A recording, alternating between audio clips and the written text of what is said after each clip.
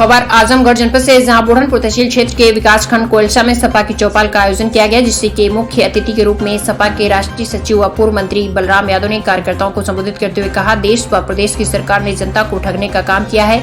इस सरकार ने केवल जुमलेबाजी करके शासन सत्ता में आने का काम किया। इस सरकार में विकास कार्य पूरी तरह ठप पड़ा हुआ है। आगामी विधानसभा चुनाव में हम सभी कार्यकर्ताओं का दायित्व बढ़ गया है। हमें मतदाताओं के बीच में जाकर इस जुमलेबाज सरकार की जन विरोधी नीतियों के खिलाफ लोगों को जागरूक करने की जरूरत है।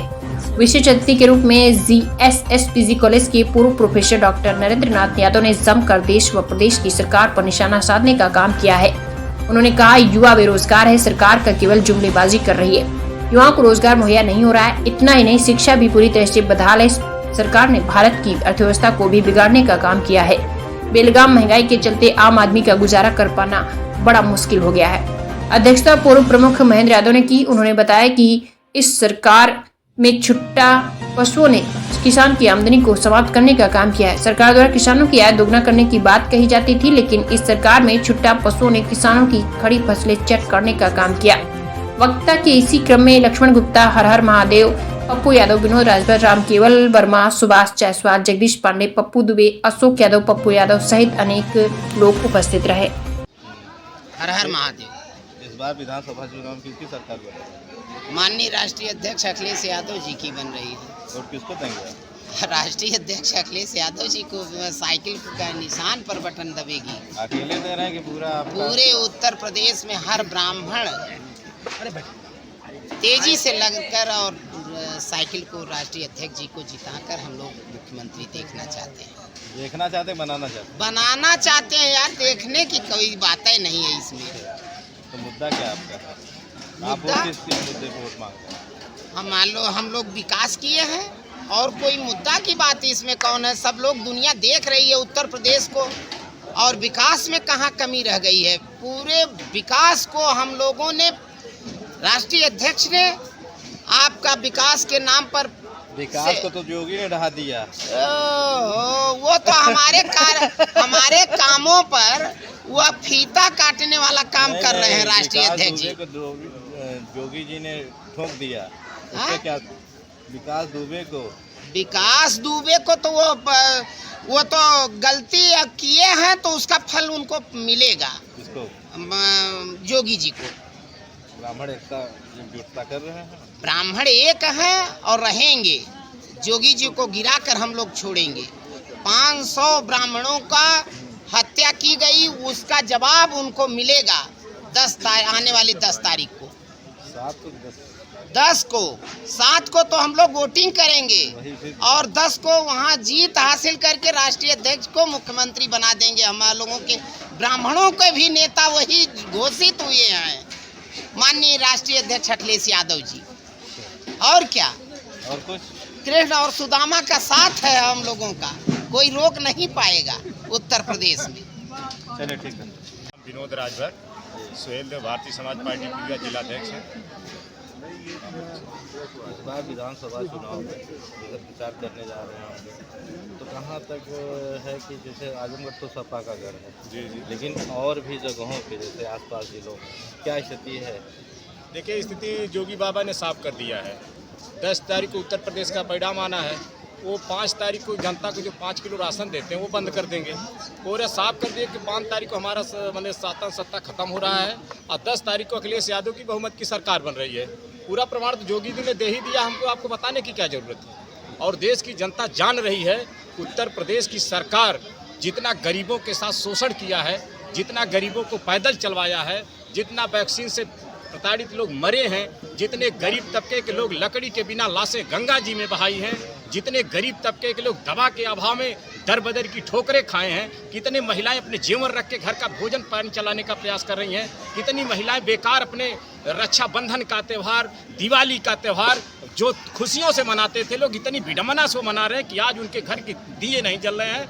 यह सरकार को उखाड़ने को जब तक गरीब तबके के लोग प्रतिबद्ध हैं, जब तक उखाड़ नहीं लेंगे तब तक वो चैन से नींद धोने के काम नहीं लग रहे हैं। ये सरकार को जब तक ये नहीं हटा लेंगे तब तक ये अपने सांड भगाने वाले योजना के तहत जब तक जोगी को साथ में बैठा के नहीं भगा लेंगे तब तक गरीब समाज के लोग पीछे देखने का काम नहीं करे कि हमको राशन मिल रहा है, रिफाइन मिल रहा है, चना मिल रही है, दाल मिल रहा है, नमक मिल रहा है, इससे हमसे कोई मतलब नहीं। और बता दूं आपको, इसी भाजपा के लोगों ने कहा था जब अखिलेश यादव जी की सरकार थी तो लैपटॉप वितरण हो रहा था, तो ये लोग कहते थे लैपटॉप के बदले फैक्ट्री खोले होते।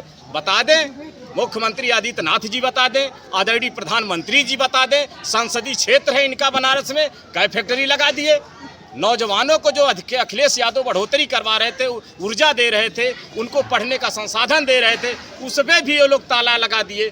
गरीब तबके के लोग प्राइमरी विद्यालय में पढ़ते थे, वो प्राइमरी विद्यालय लॉक हो गए। कई तरीकों की योजनाओं पर ये लोग प्रभावित किए, इसलिए गरीब तबके के लोग आदरणीय अखिलेश यादव जी के साथ हैं और हम लोग ओम प्रकाश वादी हैं और ओम प्रकाश राजभर के साथ रह के अखिलेश यादव जी को मुख्यमंत्री उत्तर प्रदेश का बनाने के लिए पूरी जिला की कमेटी सुहेलदेव भारतीय समाज पार्टी के अखिलेश के साथ झूम के रहे। चाहे गांव में चलना हो, चाहे रथ पे चलना हो, चाहे पैदल चलना हो, अखिलेश यादव की सरकार बनाना है तो बनाना है। मैं डॉक्टर नरेंद्र नाथ यादव, ये जो वर्तमान चुनाव है इस संदर्भ में हम लोग इस गांव की चौपाल में बैठे हुए हैं और आप देख ही रहे हैं कितनी ज़बरदस्त भीड़ यहाँ बिना आहूत किए हुए लोगों की यहाँ है। ये चुनाव कोई मामूली चुनाव देखिए नहीं है, ये कोई सामान्य चुनाव नहीं है। यह संविधान के बचाने का और संविधान में दी गई गरीबों की और पिछड़े लोगों की जो ताकत है उसको बचाने का, देश बचाने का चुनाव है।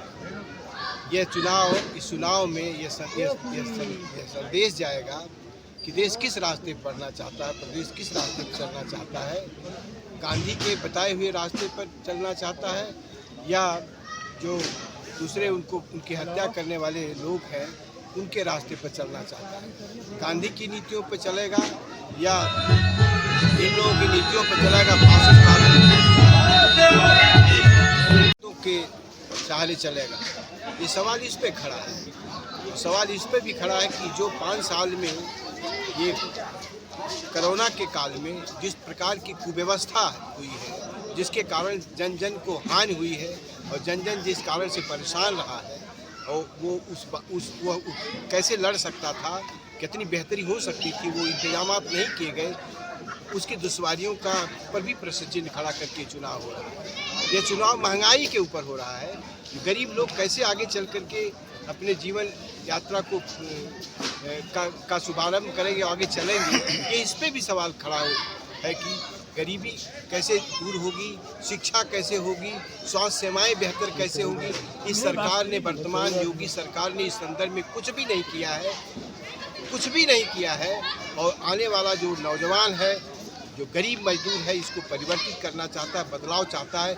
इसलिए यह आक्रोश जनता के बीच है और हम यहाँ तरौलिया विधानसभा में तो संग्राम यादव एक तीसरी बार विजेता के रूप में अग्रसर हो रहे हैं। यह कोशिश हो रही है इसकी, जिस तरह के विकास माननीय मंत्री जी ने इस क्षेत्र को ले गए, जिस तरह से संग्राम यादव 2 कार्यकाल में ले गए, उसी प्रकार से वो तरौलिया एक जिसको कह सकते हैं कि उदाहरणीय विधानसभा के रूप में पूरे उत्तर प्रदेश में पहचानी जाए, इसका चुनाव हो रहा है। मैं यह पूरी कोशिश इस क्षेत्र की है कि संग्राम यादव भारी से भारी मतों से अखिलेश यादव के बाद दूसरे नंबर पर जीत करके सदन में जाएं और यहाँ वहाँ आजमगढ़ जिले नहीं पूर्वांचल बल्कि प्रदेश की समस्याओं को वहाँ उठाने का काम करें।